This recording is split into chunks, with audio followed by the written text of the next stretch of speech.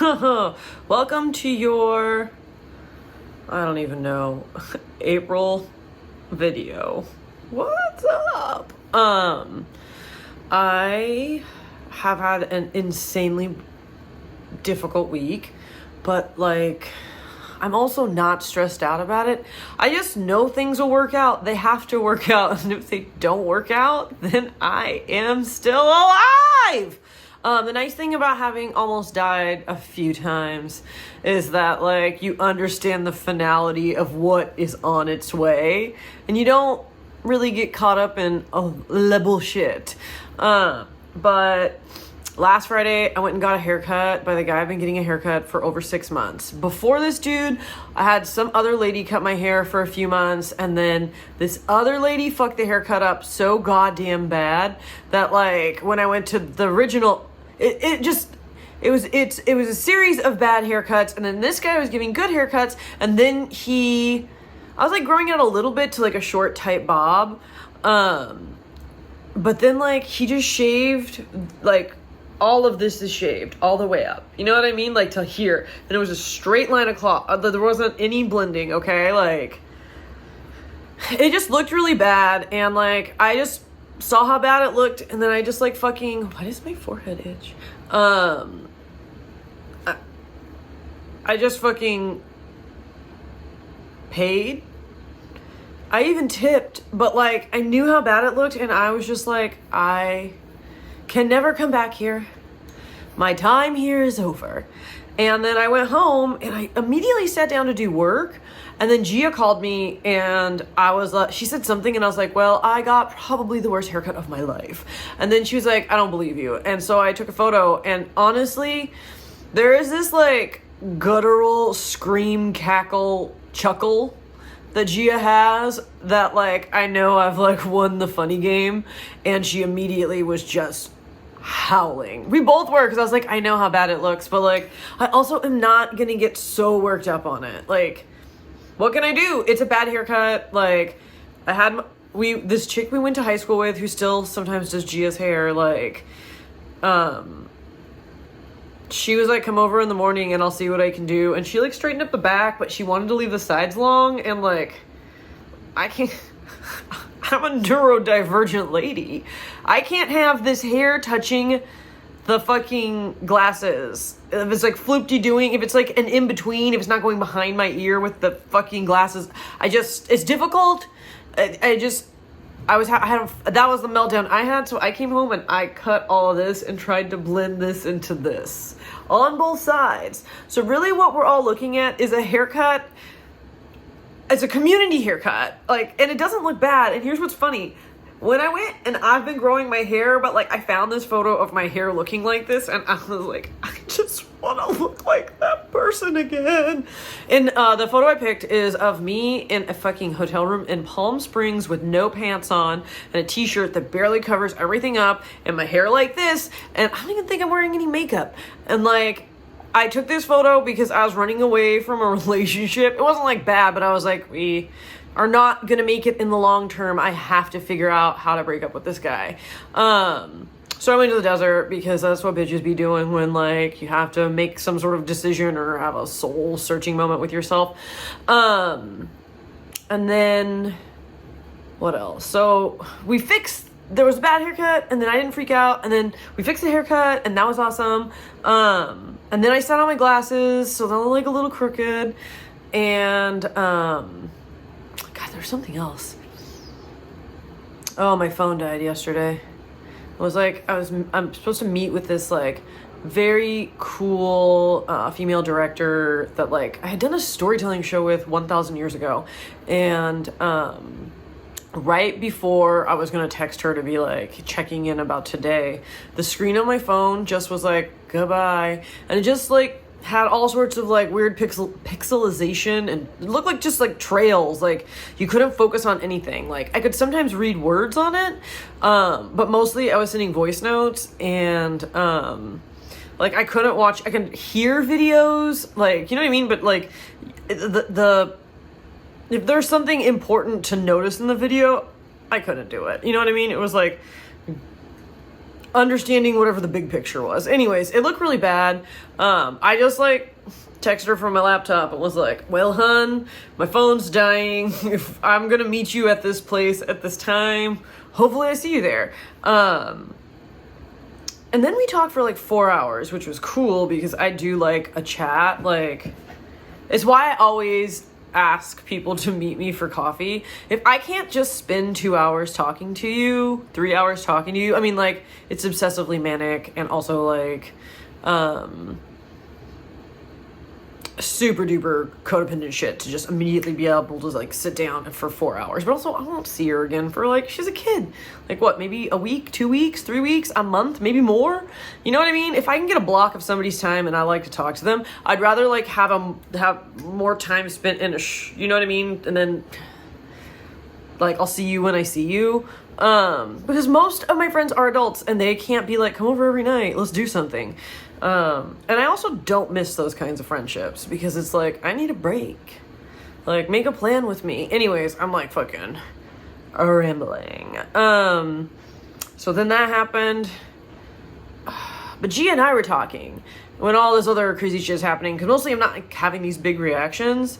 But for whatever reason, like, actually what she said was like, wow, we're really seeing the work at work in you, huh? And I was like, fuck off. But it's true, like, I had to get kind of real about what I wanted in my life. And part of that is like who I want to be. I think after I got sober of alcohol, I like had to figure out who I was and what I like to do. And it's really interesting when you start to actually spend time with yourself and figure yourself out. And like, I think during the pandemic, I bought all this mushrooms and was doing like, not a crazy amount of mushrooms, but like if there was like a Saturday where nothing was going on, I'd be like, ooh, Gia, let's do mushrooms. And we would just like sit in my apartment, do mushrooms, and maybe go out into the back, and then it would be overwhelming to be in the back because there's lots of stuff, and then we'd be like, we have to leave. We can't be here. We gotta get out. But like, I think it really helped me to disengage from this idea that I consistently have to be like in some sort of mode to fight, you know? Like I became very enthralled with this idea of being joyful and filled with joy. And like, that is like where I really operate from. I just don't want to share it with anybody. Like, I'm such a fucking selfish ass bitch.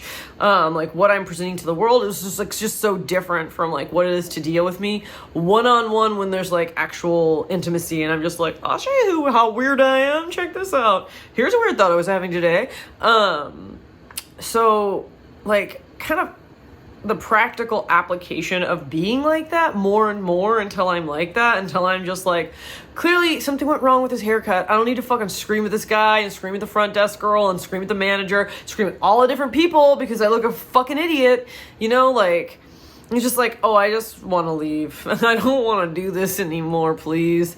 I just went home and kind of laughed at it and then realized it can be fixed. Like, it's not good. And like, I personally have no idea what I would have done. Maybe, you know what I mean? Like, I obviously maybe would have gotten it fixed. Who knows? Sometimes I just like to like be like, something terrible has happened. This is how we live now because I like to punish myself. But like, I didn't. I just was like, oh, I just got a hold of Laura and I sent her a photo and I was like, Laura, this does not look good and I need a friend to fucking fix it. And the problem with Laura is that she lives like an hour away and I am a person that wants to drive 5 minutes away, and like it is not always beneficial to just like limit your options for a hair artist, because like here's the other thing, the chick who cut my hair for like the last 5 or 6 years, maybe even probably about 6 years, she lives like 10 minutes from me, and like she would let me come over pretty much whenever I wanted and we would just get high. Well, I would be high, and then she would cut my hair, and then she would get high. But I was always like, if you want to get high and then cut my hair, I'm not fucking against it. Because she cut pretty decent hair. And by pretty decent, I actually mean really good. But, don't even know where I was going with that. Anyways, I just feel better about things. I just don't have to be like so afraid, vicious. When I was talking with Gia and we were just like we laughed at my bad hair and how I'm like growing as a person, she brought up, for some reason, this story about, okay, so when Gia and I used to party, we would be like the two people who would be like, sure, we'll go to your after party. Even if your after party was like 5 guys in a fucking living room in Glendale, which is where we are, the night that like this all occurs. One of the guys is our friend. He's still my friend. I adore him. We got sober from alcohol at about the same time. And he has really good taste in horror films and film in general, and just like I kind of really respect his opinion, and he's also a really staunch feminist, and I really like him as a person and his politics. And so like I didn't feel weird when it was like he and a couple of his roommates were like, oh, come back to our place, we have a bunch of weird beers, and Gia and I were like, I don't even know what that means, but I'll drink a weird beer. And you had to like put your hand inside of an aquarium to get the beers. It was weird. They like filled up an aquarium with like ice, and then you would just take fucking beer. I don't understand. I just remember putting my hand in an aquarium and a beer emerged. We were hanging out with these dudes for a little bit, and one of the guys that lived there wasn't at the bar with us, and so he like came downstairs and like was not a handsome man. Like none of these guys were guys I would fuck, but like, you know what I mean? He was like the creature of the friend group and immediately wanted a lot of attention, and I was like, bro, you're new here, I don't give a fuck, you're not my actual friend. Like, I'm glad that you're here, and thank you for letting me be in your house, but like, I don't really want to listen to you, okay? Like, I want to go back to the conversation I was having about the aquarium beer, my bro. I need to repack this. So we're kind of just talking. I can't remember really what went on or how any of this happened, but one of the guys brought out Nerf guns, okay? Like, the little handheld, like, fake 9mm handgun fucking Nerf guns. They had, like, little pellet bullets. But when you got hit by them, it could hurt, you know what I mean? It wasn't, like, a joyous situation. And they gave it to, like, all of us. And the fucking weird guy immediately, like, went after me and Gia. But, like, unfortunately for him, he didn't realize that we grew up with guns. Part of the reason I'm always being like, we need gun control is because I am good with guns. And I'm, like, a fucking nutty-ass bitch. You know what I mean? I should not be able to just be like, one gun, please, and then get a gun so I can go home and do something fucking horrible, you know? Also, probably I would just shoot myself. Even though I'm good with a gun, I'm not, like, good at putting the bullets in. Like, every time a boyfriend has ever taken me to a fucking gun range, and lots of them have, and they always think they're gonna be like, oh, even I had this one boyfriend where I was like, I don't even want to shoot the gun. And, like, I grew up with guns, okay? Like, I didn't want to shoot the gun, and I was being, like, apprehensive about it, but then he, like, kind of made me, and then I just took this gun, I was like, and, like, just, like, the corner, like, because, you know, he's a man, so he chose, like, the diamond of a human man, and there's, like, a little, or the outline, but there's a little diamond in the forehead, and, I shot all fucking 4 of the diamonds, okay? I was just like, I will fucking kill a motherfucker. You wanna take me to a gun range? You wanna see what it's like to fucking, who's the man now, dog? Well, guess what? I'm the man now, dog.